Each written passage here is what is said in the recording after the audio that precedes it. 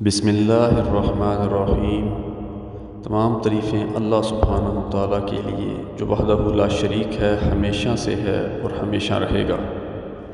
السلام علیکم ورحمۃ اللہ وبرکاتہ۔ برز آف لائف کے پیارے دوستو، ہم امید کرتے ہیں کہ آپ خیریت سے ہوں گے اور ہماری دعا ہے کہ اللہ تعالیٰ آپ کے ساتھ ہمیشہ خیر و عافیت کا معاملہ فرمائے۔ آج بابا جی شفا کے عمل سیریز میں جو عنوان ہے وہ ہے رہبانیت سے انسانوں کی بستی تک۔ ہم سب کی طرف سے آپ کی خدمت میں سلام پہنچے۔ ہمیں دوسروں کے مقابلے میں ہدایات، احکامات، اشارات اور انسٹرکشنز ذرا مختلف قسم کی دی گئی ہیں۔ دوسرے مذاہب، امتوں اور قوموں کے لیے ذرا مختلف پروگرام ہے اور ہمارے لیے ان سے کچھ علیحدہ حکم ہے۔ مثال کے طور پر ہندوؤں میں 4 طریقوں سے زندگی کے مختلف حصوں کو الگ الگ کر کے دکھانے کی کوشش کی گئی ہے۔ پہلے حصے کو بال آشرم کہتے ہیں۔ یہ وہ عرصہ ہے جب آدمی چھوٹا یا بال بچہ ہوتا ہے، تب وہ کھیلتا ہے، کھاتا اور پڑھتا ہے اور آگے بڑھتا ہے۔ اس کے بعد اس کا گرہستھ آشرم آتا ہے۔ گرہستھ میں وہ شادی کرتا ہے اور تب وہ 25 برس کا ہو جاتا ہے۔ اس وقت وہ دنیا کے میدان میں پوری توانائی کے ساتھ داخل ہو جاتا ہے۔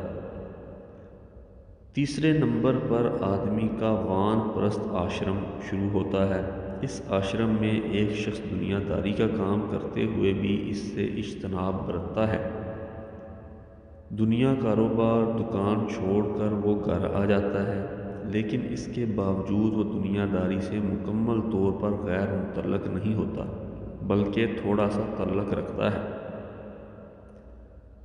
اپنے بچے کو دکان یا کاروبار پر بھیج دیتا ہے اور وہ بچہ اس کے نائب کے طور پر کام کرتا ہے، اور اس کا کام صرف اتنا ہی ہے کہ وہ گھر بیٹھے بیٹھے بچے کو انسٹرکٹ کرتا رہتا ہے اور اشارے دیتا رہتا ہے کہ یہ کام کرنا ہے، یہ نہیں کرنا، اور خود دفتر یا کام پر نہیں جاتا۔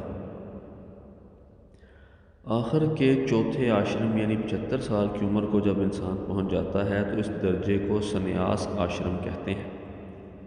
اس کا مطلب یہ ہوتا ہے کہ دنیا چھوڑ کے اور اپنی رسی اور لوٹا لے کر وہ بنداس پہ چلا جاتا ہے۔ گو وہ عملی طور پر باہر جائے نہ جائے، لیکن اس کا دنیا سے کوئی دخل نہیں رہ جاتا۔ میں آپ کو تفصیل سے اس لیے بتا رہا ہوں کہ آگے چل کر اس موضوع پر ہم بات کریں گے۔ ہندوؤں کی طرح سے جن مذہب ہے، یہ ہندوؤں سے بالکل مختلف ہے۔ آپ نے ایسے ہی ہمارے لاہور کے جین مندر کو تکلیف پہنچائی گئی، حالانکہ اس کا ہندو مذہب سے کوئی تعلق نہیں۔ بابری مسجد کے شہادت کے سانحہ کے وقت مشتعل ہجوم نے لاہور کے جین مندر کی بھی توڑ پھوڑ کی تھی۔ اسی طرح سے بدھ مذہب ہے، وہ اپنے بگشو تیار کرتا ہے۔ اسی طرح عیسائی کہتے ہیں کہ پادری بنو، دنیا سے ناتا چھوڑ دیں۔ عورتوں سے کہتے ہیں نن بن جاؤ، شادی نہ کرو۔ ان مذاہب کا کہنا ہے کہ آپ ترک دنیا کر کے زندگی بسر کرو۔ ہمارے ہاں اس سے مختلف ہے کہ آپ کو دنیا بھی ساتھ لے کے چلنی ہے اور دین بھی ساتھ ہی لے کر آنا ہے۔ خاصا مشکل کام ہے کہ دین کو بھی پورے کا پورا سنبھالنا ہے اور دنیا کو بھی سہارا دینا ہے، اور اس صورتحال سے باغ نہیں اور سنیاس اختیار نہیں کرنا ہے۔ تارک دنیا یا راہب نہیں بننا ہے۔ راہب وہ ہوتے تھے جو پہاڑوں کی گفاؤں اور ریت کے ٹیلوں یا پھر جنگلوں میں جا کر بیٹھتے تھے، کسی کو ملتے نہیں تھے اور اللہ اللہ کرتے رہتے تھے۔ ہم کو یہ حکم ہے کہ دنیا میں رہیں اور اللہ کے ساتھ رشتہ بھی مضبوط رکھیں، اور اس کے لیے کہیں چل کر جانے کی یا سفر کرنے کی ضرورت نہیں ہے، کیونکہ ہمارے بابے کہتے ہیں کہ اللہ تک پہنچنے کے لیے کسی سفر کی ضرورت نہیں ہے، کیونکہ سفر کے لیے باہر نکلنا پڑتا ہے، لیکن یہ سفر ایسا ہے کہ اس کے لیے کہیں جانا نہیں ہے، بس اپنی شہرگ تک پہنچنا ہے جہاں پر اللہ تشریف فرما ہے اور سب کا اللہ اس مقام پر موجود ہے۔ ایک بار ہمارے بابا جی کے ڈیرے پر ایک آدمی آیا۔ وہ کچھ عجیب طرح کا ضدی یا لڑائی کرنے والا آدمی تھا۔ اور سچی بات تو یہ ہے کہ اللہ مجھے معاف کرے، اس کی شکل بھی کچھ اتنی اچھی نہیں تھی، جیسا کہ آدمی اس شخص کے پہلے ہی بہت سارے نمبر کاٹ لیتا ہے جس کی شکل و صورت اچھی نہ ہو اور اس سے متعصب ہو جاتا ہے۔ اس لیے میں اس کے ساتھ ذرا سختی کے ساتھ پیش آیا۔ اس نے کچھ خراب سی بات کی تھی تو میں اس سے کہنے لگا کہ تجھے یہ کس نے کہا؟ فلاں فلاں بابا جی نے کہا کہ آپ اس کو کچھ نہیں کہہ سکتے۔ میں نے کہا کہ کیوں؟ وہ کہنے لگے اس طرح تو آپ اللہ کو جھٹکیاں دے رہے ہیں۔ میں نے کہا جی نعوذ باللہ، وہ کیسے؟ بابا جی کہنے لگے کہ اللہ تو اس کی شہ رگ کے پاس تھا، وہاں تو اللہ میاں کرسی ڈال کر بیٹھے ہیں اور تم اس کے ساتھ زیادتی کر رہے ہو، تمہیں اس کا احترام کرنا پڑے گا۔ یعنی جس بندے کی بھی شہ رگ کے پاس اللہ موجود ہے اس کا احترام کرنا آپ کا فرض ہے۔ اب اس دن سے مجھے ایسی مصیبت پڑی ہے کہ ہمارے گھر میں جو مائی جھاڑو دینے آتی ہے وہ بہت تنگ کرتی ہے، میری کتابیں اٹھا کر کبھی ادھر پھینک دیتی ہے کبھی ادھر پھینک دیتی ہے۔ اب میں اس سے غصے بھی ہونا چاہتا ہوں لیکن کچھ کہتا نہیں ہوں۔ بانو قدسیہ کہتی ہیں کہ آپ اسے جھڑک دیا کریں۔ میں اس سے کہتا ہوں کہ نہیں، اس کے پاس تو اللہ ہے، میں اس کو کیسے کچھ کہوں؟ مجھے اس دنیا سے مصیبت جہاں پڑی ہوتی ہے، تارک دنیا ہو کر اللہ کو یاد نہیں کرنا بلکہ اللہ کو ساتھ رکھ کے یاد کرنا ہے۔ پیارے بچوں، حیرانی کی بات یہ ہے کہ ہمارے سامنے ہماری زندگیوں میں اور ہمارے ہی ملک میں تقریباً سارے کے سارے لوگ تارک الدنیا ہو کر سنیاسی اور راہب ہو کر بیٹھے ہیں۔ آپ حیران ہوں گے کہ یہ بابا کیسی بات کر رہا ہے۔ ہمارے ابا جی ماموں تائے سارے گھر آتے ہیں اور فیکٹری چلاتے ہیں، کام کرتے ہیں، یہ کیسے راہب ہو گئے؟ میں نے لوگوں کو غور سے دیکھا ہے اور ان پر غور کیا ہے کہ یہ راہب لوگ، اور اب تو ہم سارے ہی تقریباً راہب بن چکے ہیں۔ یہ بڑے بڑے شہروں میں بھی رہتے ہیں اور وہ کاروبار زندگی بھی کرتے ہیں، اور اس کے باوصف کہ یہ اتنے سیانے اور سمجھدار ہیں، سارے رہبانیت کی زندگی بسر کر رہے ہیں اور ہمیں پتہ ہی نہیں چلتا کہ یہ راہب لوگ ہیں۔ راہب لوگ وہ ہوتے ہیں جو اپنے لوگوں سے تعلق توڑ کر، بستی چھوڑ کر کسی اور جگہ پر جا بیٹھیں اور کسی سے تعلق نہ رکھیں۔ یہ اس کی چھوٹی تعریف ہے۔ اب آپ کبھی اسلام آباد تشریف لے جائیں، وہ بڑا اچھا خوبصورت اور پیارا شہر ہے۔ وہاں جتنے بھی لوگ ہیں وہ سارے کے سارے راہب ہیں۔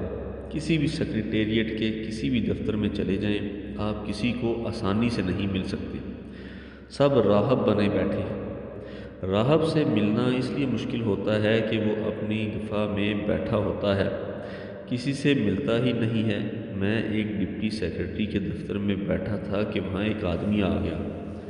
وہ ڈپٹی سیکرٹری صاحب اسے دیکھ کر گھبرا گئے، حیرت اور گھبراہٹ سے اس سے کہنے لگے ہاں جی آپ کیسے یہاں آئے؟ اس نے کہا جی میں بڑے دروازے سے آیا ہوں۔ انہوں نے کہا کہ بڑے دروازے سے تو آئے ہیں لیکن آپ کو آنے کس نے دیا ہے؟ اس نے کہا کہ جی وہاں پر جو دربان ہے اس نے مجھ سے کہا کہ آپ آج نہیں کل چلے جانا۔ یہ سن کر میں گھر چلا گیا، میں آج آپ کی خدمت میں حاضر ہوا ہوں۔ وہ پوچھنے لگے کہ آپ اوپر کیسے آئے ہیں؟ وہ شخص کہنے لگا کہ جی سیڑھیاں چڑھ کر آیا ہوں۔ میں نے لفٹ والے سے کہا تھا کہ مجھے اوپر لے جا، لیکن اس نے کہا کہ یہ افسروں کی لفٹ ہے۔ میں نے کہا کہ یہ دوسری لفٹ ہے، اس سے بھیج دو۔ تب اس نے کہا کہ یہ ڈپٹی سیکرٹری کی لفٹ ہے۔ میں نے کہا کہ یہ تیسری۔ اس نے کہا کہ یہ سیکرٹری صاحب کے لیے ہے، اور اس لفٹ والے نے مجھ سے کہا کہ اگر آپ نے اوپر جانا ہی ہے تو آپ سیڑھیاں چڑھ کر چلے جائیں، اور میں سیڑھیاں چڑھتا چڑھتا آپ کی خدمت میں حاضر ہو گیا۔ ڈپٹی سیکرٹری صاحب نے کہا آپ کو کیا کام ہے؟ اس نے جواب دیا کہ مجھے فلاں فلاں کام ہے۔ تو انہوں نے کہا کہ اس کام کے لیے آپ کو خط لکھنا چاہیے تھا۔ اس شخص نے کہا کہ جی میں نے لکھا تھا۔ تب انہوں نے کہا کہ مجھے نہیں ملا۔ اس بیچارے شخص نے کہا کہ نہیں جی وہ آپ کو پہنچ جانا چاہیے تھا کیونکہ میں نے اسے رجسٹری میں ارسال کیا تھا۔ اس پر ڈپٹی سیکرٹری صاحب نے کہا کہ اگر تم نے وہ بذریعہ رجسٹری بھیجا تھا تو تمہیں پہلے ڈاک خانے سے اس کی تصدیق کرنی چاہیے تھی کہ کیا وہ ٹھیک طرح سے ڈیلیور ہو گئی ہے کہ نہیں ہوئی۔ اس نے کہا کہ میں جناب علی ڈاک خانے سے تحقیق کر چکنے کے بعد ہی حاضر ہوا ہوں، وہ ٹھیک ڈیلیور ہو گئی ہے اور 14 تاریخ کو آپ کے دفتر میں پہنچ گئی ہے۔ صاحب نے کہا کہ پھر آپ کو فون کرنا چاہیے تھا، آپ یہاں کیوں آ گئے؟ وہ افسر تارک دنیا تھا، راہب بن چکا تھا، جو اس شخص سے اس انداز میں مخاطب ہو رہا تھا اور کہہ رہا تھا کہ میں تو ایسے ہی لوگوں سے نہیں ملتا۔ ڈپٹی سیکرٹری صاحب کی یہ باتیں سن کر وہ شخص شرمندہ اور پریشان ہو کر واپس سیڑھیاں اتر گیا اور جانے سے پہلے کہنے لگا، اچھا جی، میں پھر کسی کو لاؤں گا یا کوئی زور ڈلواؤں گا، کیونکہ اس غار میں جو شخص بیٹھا ہے وہ میری بات نہیں سنتا، وہ تو اللہ سے لو لگا کے بیٹھا ہے۔ یہ تو ہمارے ملک کے بندے کی بات تھی۔ باہر کے ملکوں کے لوگ جو ہمارے ملک میں تجارت کرنا چاہتے ہیں، فیکٹریاں یا کارخانے لگانا چاہتے ہیں، اور انہیں ون ونڈو سسٹم کا یقین دلایا گیا ہے۔ ون ونڈو سسٹم کا مطلب یہ ہے کہ آپ ایک ہی کھڑکی پر آئیں، اپنا مدعا بیان کریں، اپنی فیزیبلٹی رپورٹ وہاں پیش کریں، تو وہ ایک ہی ونڈو والا بابو صاحب یا ڈپٹی سیکرٹری کہے گا کہ جی آپ کہنا کا چھایا پتوں کی جہاں آپ چاہتے ہیں فیکٹری لگا سکتے ہیں۔ اب باہر والے پریشان ہو کر کہتے ہیں کہ یہاں ون ونڈو تو کیا کوئی ونڈو ہے ہی نہیں، ہم آدمی تلاش کرتے پھرتے ہیں، ہمیں یہاں کوئی آدمی ہی نہیں ملتا، یہاں تو رہبانیت ہے، سارے راہب لوگ ہیں رہتے ہیں اور ان سے ملنا بہت مشکل ہے۔ اب اس سارے عمل میں آپ کا لوگوں سے تعلق کس طرح ٹوٹتا ہے؟ یہ ایک غور طلب بات ہے۔ گھروں میں بھی بعض اوقات ایسا ہوتا ہے، ہمیں پتہ نہیں چلتا، ہم میں سے کئی لوگوں کا گھروں میں بھی رویہ بالکل راہبوں جیسا ہوتا ہے۔ ایک دفعہ ہم بیٹھے تھے، میرا ایک کزن جو میرا ہم عمر ہی ہے، اس کا نام اکرام ہے، وہ اپنے پہلے بچے کی پیدائش کا ذکر کر رہا تھا۔ وہ پتوکی میں بڑے ذمہ دار ہیں، وہاں ان کی زمینیں ہیں۔ وہ بتانے لگے کہ جب ان کے بچے کی پیدائش کا وقت آیا تو تب شام یا رات کا وقت تھا۔ وہ تھوڑے پریشان ہوئے، میں نے اپنی بیوی سے کہا کہ گاڑی نکالیں، ہمیں لاہور جانا چاہیے۔ وہ آدھی رات کو لاہور پہنچ گئے۔ ہم سب گھر کے لوگ بیٹھے ہوئے تھے، وہاں میری چھوٹی بہن بھی موجود تھی۔ اس نے کہا کہ اکرام بھائی، اگر خدا نخواستہ رات کو سفر کے دوران کوئی پیچیدگی پیدا ہو جاتی تب آپ کیا کرتے؟ تو وہ کہنے لگے، اگر کوئی پیچیدگی پیدا ہو جاتی تو میں فوراً ریحانہ یعنی بیوی کو ڈرائیونگ سیٹ سے اٹھا کر پیچھے لٹا دیتا اور خود گاڑی چلانے لگ جاتا۔ اس سے یہ پتہ چلا کہ اس نے ساری رات ڈرائیونگ بھی اپنی بیوی ہی سے کرائی ہے اور خود مزے سے لیٹے رہے۔ یہ گھروں کے راہب ہوتے ہیں جن کا آپ کو پتہ نہیں چلتا۔ آپ نے گھروں میں اپنے بھائی بڑوں کو دیکھا ہوگا کہ وہ کسی کام میں دخل ہی نہیں دیتے اور وہ یہ سمجھتے ہیں کہ شاید دخل نہ دینے سے کچھ فائدہ پہنچتا ہے، حالانکہ اس سے ہرگز کوئی فائدہ نہیں پہنچتا۔ حیرانی کی بات یہ بھی ہے کہ ہمارے ملک میں جتنے بھی تاجر اور دکاندار ہیں وہ بھی تمام کے تمام رہبانیت میں ڈوبے ہوئے ہیں۔ ان کو سوائے اپنی ذات کے اور اپنی زندگی کے اور کسی چیز سے کوئی تعلق یا سروکار نہیں ہے، مزے سے تجارت کر رہے ہیں۔ ان کی چھوٹی سی دنیا ہے اور وہ اپنی اسی تجارت کے اندر گمن گیری انداز سے چکر کاٹ رہے ہیں۔ باہر لوگ کیسے آباد ہیں، ان کی کیسی مشکلات ہیں، ان کو کیا کرنا چاہیے، وہ اس بارے بالکل کچھ نہیں جانتے۔ وہ سارے کے سارے اپنی اپنی غاروں میں بیٹھے ہوئے ہیں۔ وہ میرے حساب سے ٹک ٹک کر کے تسبیح پھیرنے والے دنیا سے لا تعلق لوگ ہیں، ان کا اپنی ہی ذات سے واسطہ ہے۔ ہمارے کیا تقاضے ہیں، ہمیں ان سے کچھ بات کرنا چاہتے ہیں لیکن وہ ہم سے بات نہیں کرنا چاہتے۔ ہمارے لاہور میں ایک بہت بڑا برانڈ رچ روڈ ہے، وہاں ماشاءاللہ بہت امیر لوگ رہتے ہیں۔ کراچی میں بڑے امیر ترین لوگ ہیں، فیصل آباد کی سوتر منڈی دنیا کا امیر ترین علاقہ ہے، لیکن جتنے بھی لوگ وہاں بیٹھے ہیں تو وہ ہمارے درمیان اور رہتے بھی اسی دنیا میں ہیں، گفتگو ہمارے جیسی کرتے ہیں، کھانا بھی ہمارے جیسا کھاتے ہیں، لیکن وہ ہمارے ساتھ کوئی تعلق نہیں رکھتے۔ جب ہم پلٹ کر اپنے اس دکھ کا اظہار اپنی ذات سے کرتے ہیں تو پتہ یہ چلتا ہے کہ ہم بھی ایسے ناقد ہیں کہ بس تنقید کرنے پر مجبور ہو گئے ہیں، اور ہم بھی ان دوسرے راہبوں ہی کی طرح سے ہیں۔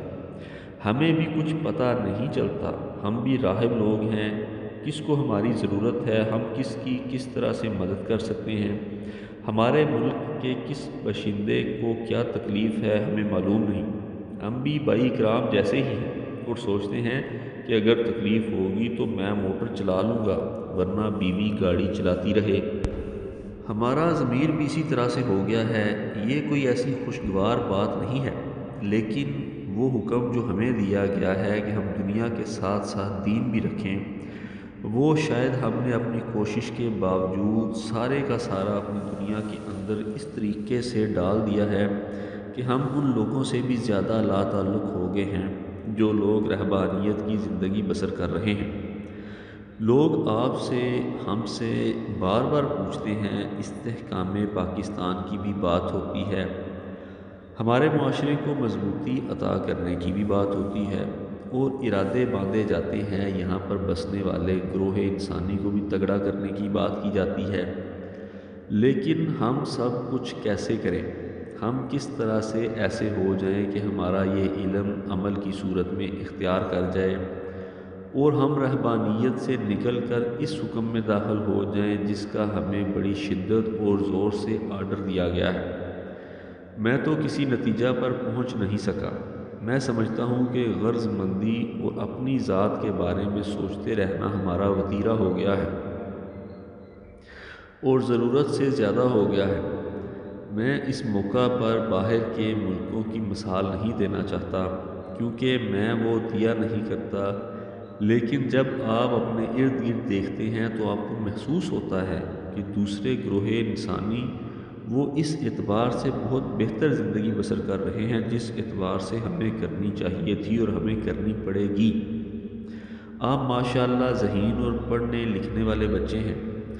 آپ اس سے سوچ کر میرے کسی اگلے پروگرام میں اس بارے میری رہنمائی ضرور کیجیے گا کہ ہم ذاتی غرض مندی سے کیسے نکلیں، اور ہمیں کب اور کیسے محسوس ہونے لگے کہ ہمارے ارد گرد ہمارے بازاروں میں کچھ اور لوگ بھی بستے ہیں اور ان کا احترام بھی کیا جانا چاہیے۔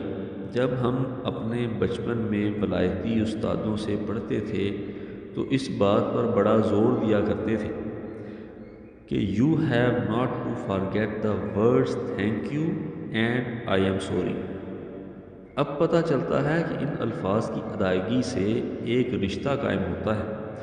ہماری ٹریفک کی ہی مثال لے لیجئے، لیکن کسی پر کیا الزام دیں؟ اپنی ذات کے اندر ہی جان کر دیکھیں۔ اب مجھے بھی کئی ٹیلی فون آئیں گے کہ اب تو آپ بھی راہب نہ بنیں، میرا یہ کام کروا دیں، اور میں اس سے پلٹ کے یہ نہیں پوچھ سکوں گا کہ کیا آپ نے کسی اور کا کام کر دیا ہے؟ آپ کو یاد ہے میں نے ایک دفعہ کہا تھا کہ دتے وچوں دینا ہے۔ یہ بڑی دیر کی بات ہے تو مجھے لوگوں نے کہنا شروع کر دیا کہ مجھے جی 1000 روپیہ دے دیں، کوئی 5000 روپیہ مانگنے لگ گیا۔ میں نے ان سے کہا کہ آپ نے بھی دتے وچوں دینا ہے۔ اس طرح کی پیاری سی باتیں ہوتی رہتی ہیں۔ آج تھوڑا سا بوجھ میں نے آپ کی طبیعتوں پر ڈال دیا ہے، مجھے یقین ہے کہ آپ ضرور اس کا کوئی حل نکالیں گے اور میری رہنمائی ضرور کریں گے، اور میں آپ کی شکر گزاری کے ساتھ اگلے پروگرام میں ایک ایک کا نام لے کر یہ بتاؤں گا کہ آپ نے کیا رائے دی۔ اللہ آپ کو آسانیاں عطا فرمائے اور آسانیاں تقسیم کرنے کا شرف عطا فرمائے۔